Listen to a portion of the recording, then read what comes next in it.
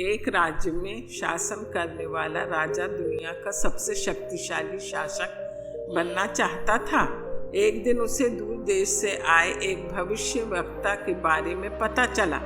वह उनसे मिलने पहुंचा और उन्हें अपनी इच्छा बताते हुए निवेदन किया, महात्मा, मुझे कोई ऐसा उपाय बताएं जिससे मैं पूरी दुनिया का सबसे शक्तिशाली राजा बन सकूं।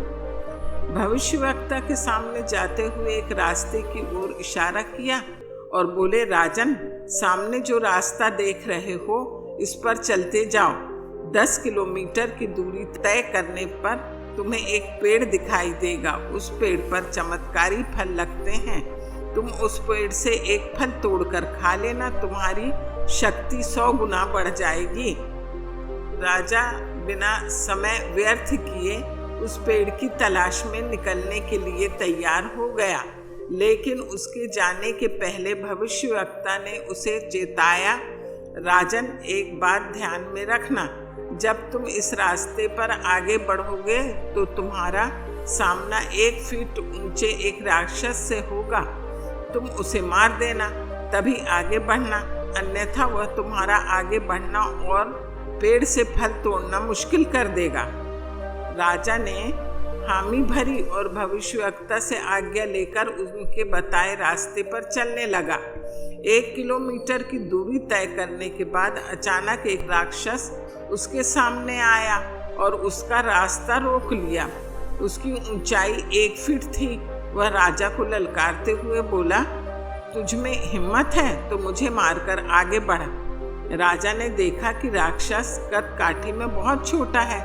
उसने सोचा कि इतने छोटे से राक्षस को मारने में अपना समय और ऊर्जा क्यों व्यर्थ करूं।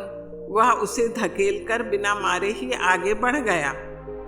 वह आगे 1 किलोमीटर ही चल पाया था कि वह राक्षस फिर से उसके सामने आ गया।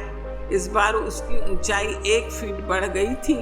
राजा ने उसे फिर एक तरफ धकेला और आगे बढ़ गया।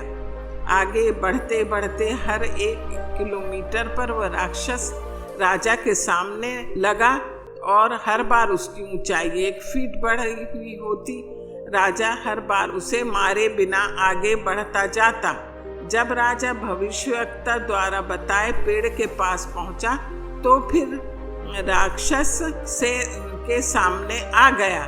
इस बार वह 10 फीट का विशालकाय राक्षस था। जब उसने राजा को फल तोड़ने से रोक दिया, तब राजा को भविष्यवक्ता की चेतावनी याद आई कि राक्षस को मार देना, अन्यथा वह तुम्हें फल तोड़ने नहीं देगा।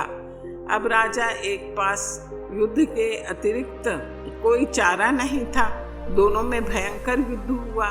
कई बार स्थिति ऐसी बनी मानो राक्षस राजा को मार देगा, लेकिन अंत में किसी तरह राजा राक्षस को मारने में सफल रहा। फिर उस चमत्कारी पेड़ का फल तोड़कर खाकर उसने चैन की सांस ली। सीख, इससे हमें यह सीख मिलती है कि लक्ष्य प्राप्ति की दिशा में जब हम प्रयास करते रहते हैं तो हमें कई बार छोटी छोटी समस्याओं और चुनौतियों से दो चार होना पड़ता है। हम अक्सर उन्हें छोटा या तुच्छ जानकर नज़रअंदाज कर देते हैं और उनका निराकरण नहीं करते। फिर धीरे धीरे वही समस्याएं और चुनौतियां बड़ी होती जाती हैं। एक समय ऐसा आता है जब उन नज़रअंदाज करना संभव नहीं हो पाता और वे हमारे लक्ष्य प्राप्ति के मार्ग पर रोड़ा बन जाती हैं।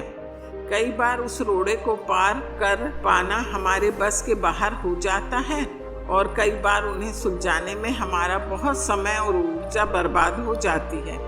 बाद में हम पछताते हैं कि हमने पहले उसका समाधान क्यों नहीं किया। इसलिए बाद में पछताने से बेहतर है कि समस्याएं शुरुआत में उस वक्त ही सुलझा ली जाएं जब वे छोटी हों। जय हिंद।